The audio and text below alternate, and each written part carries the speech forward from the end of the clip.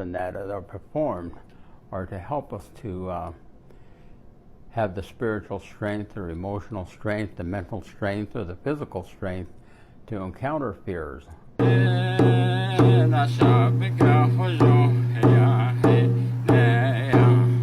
The term walking in beauty, the teaching associated with the Wajongo Nashado is to say that may I walk in beauty, or Wajongo de Dado sometimes is said in that way, which means we will walk in beauty.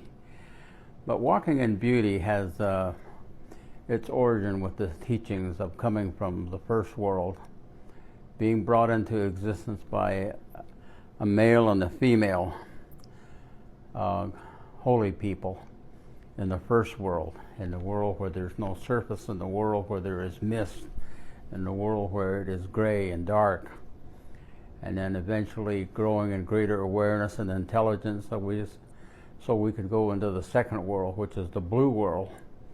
And in the blue world we became spirit beings, or air beings sometimes is what they refer to it, but it actually is that we became spirit beings, and we continued to grow in greater awareness and greater intelligence until we could progress into the third world. The third world is where we are at now, the yellow world, because of the yellow sun, the moon, the stars, the fire, and the corn pollen, and all of the pollen of all vegetation and life forms, which is vegetation, insect, birds, and animals, and even the five-fingered being, which is us. We are five-fingered beings because we have five senses of sight, smell, touch, taste, and hearing. And these senses can get us into a lot of trouble. So if you hold up your hand, there are four spaces between the five fingers. These are the sacred, invisible senses that we are supposed to use in combination with our physical senses as we journey through life, so we don't make so many errors as we journey through life. But the story of walking in beauty, actually, when we came into this world from the previous world, we arrived as a spirit being. When we entered this physical form, we let out a cry. We become an emotional being for the very first time. And then as we expressed ourselves with that cry, somebody picked us up and cared for us. And we become a thinking being for the very first time. And then as a thinking being, we become aware of our physical environment and our physical self. So it is that we are told we are four beings in one: a spirit being, an emotional being, a thinking being, and a physical being.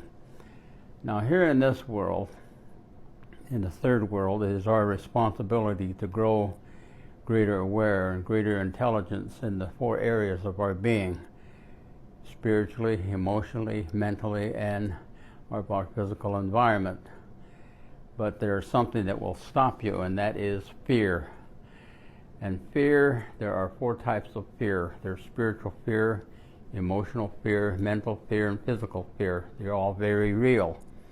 And they will stop you from growing in those areas of your being, anoseto, which means to grow. And so all the things that we are told is that we must be willing to encounter our fears.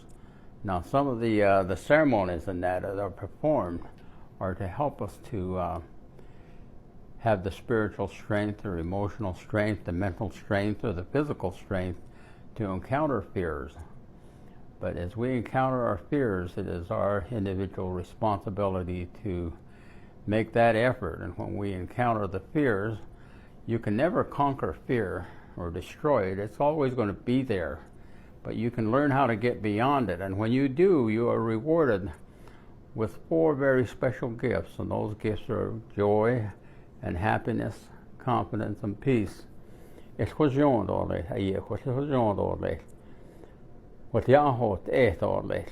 are the things that we strive to do in this life. And so Walking in beauty involves encountering fears spiritually, emotionally, mentally, and physically, and getting beyond them so that we can have joy and happiness and confidence and peace in the 4 areas of our being. And that's what it means to walk in beauty, when you can acquire those various forms of peace in your entire being. That's what we are told.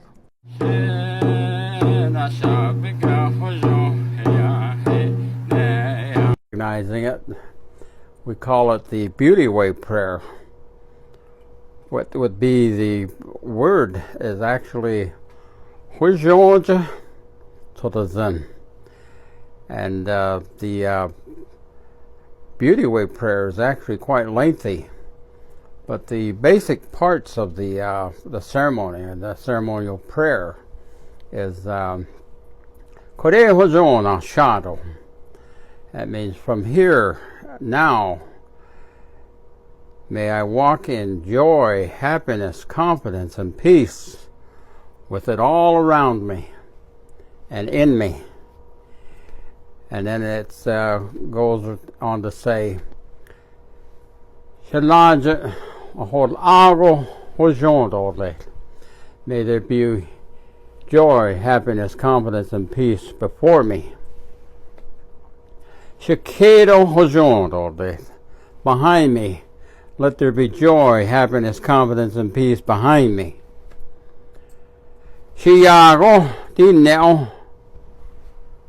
Below me, let there be joy, happiness, confidence, and peace below me. And then above me, Chicago Hojon all day.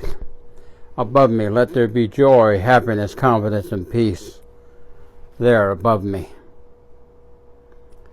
And it is that the prayer usually ends with saying, Huizho Nahaste, Huizho Nahaste, Huizho Nahaste, Huizho Nahaste. But that's the very skeleton of the prayer. But so much of it is necessary to understand that this is a direction that is before me, behind me, below me, above me. Let there be joy, happiness, confidence, and peace. When I was very young, I was talking with the elders and that, and in my silly way, I asked, how about over here to the left or over there to the right? And they got very upset with me. They said, don't you need